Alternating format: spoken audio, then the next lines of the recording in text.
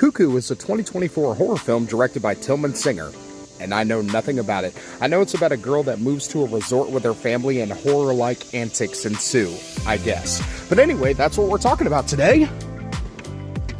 Let's watch it. I'm pretty excited. This is probably the most blind I've walked into a movie in a long time. I know a basic plot. I saw the trailer over a month ago right before Longlegs, and I barely remember it. I know nothing about the director, never seen any of his other movies. I don't even know the cast except for Dan Stevens, who's having a really good year, by the way. Godzilla vs. Kong: The New Empire, Abigail, and now Cuckoo. Good job, Dan Stevens. He's always fun to watch, so that I'm looking forward to. But yeah, that's about all I got. I'll let you know maybe more about the plot and my thoughts on it afterwards. Let's give it a go.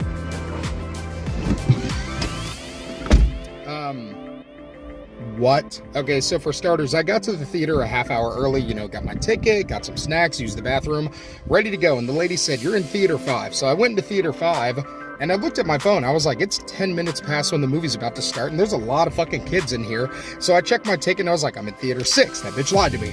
So I got in the right theater, and thankfully I didn't miss anything because previews are 20 minutes long. But anyway, okay, so that movie was weird. It was wild.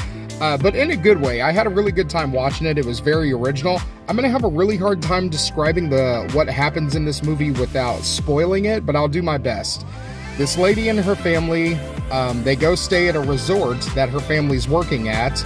The owner of the resort seems very sinister, and it's revealed that the resort has ulterior motives regarding their guests. And that's all I can say without spoiling it. So if you really don't want to hear spoilers about Cuckoo, stop watching now because I have to get into it. Okay, even with spoilers, this is going to be very weird to describe. Let's give it a try. So the females that stay at this resort, they're experimented on. They're turned into these creatures that look like people, but kind of like 28 Days Later zombies. They get the bloodshot eyes. Anyway, these creatures hunt other females, and they trap them. They hunt them by trapping them in a time loop. They do this scream that sounds like a high-pitched noise mixed with that grudge noise. And they trap their people in a time loop. Whatever they're doing, they're stuck there for like 5 seconds redoing what they did, give or take 5 or 10 seconds.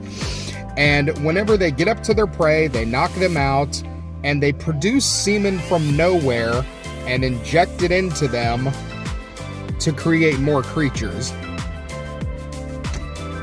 It sounds weird. So yeah, weird shit, but in a good way. I was very entertained. It was very original. Nice to see something original in theaters for a change.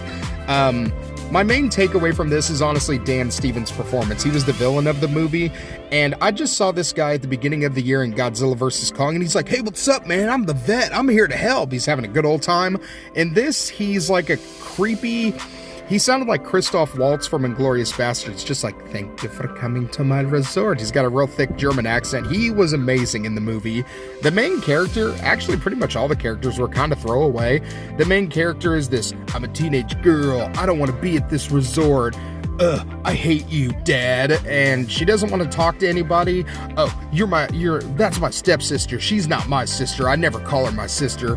But at the very end of the movie, when her sister becomes kind of in danger of becoming one of these creatures, it becomes all about saving your sister. It's the first time she showed any emotion towards her sister, and it was in the last 15 minutes of the movie, and her parents just disappear. I don't even know what happened to them. Honestly, that's probably my biggest complaint about the movie. Once it became about, oh, I have to save my sister that I care about, all of a sudden the movie wrapped up in about 10 minutes, and I don't even know what happened to the villain. He was hunting them in this hospital, and then there was a cutaway. I think he got shot, but I'm not even sure. The movie wrapped up really quick.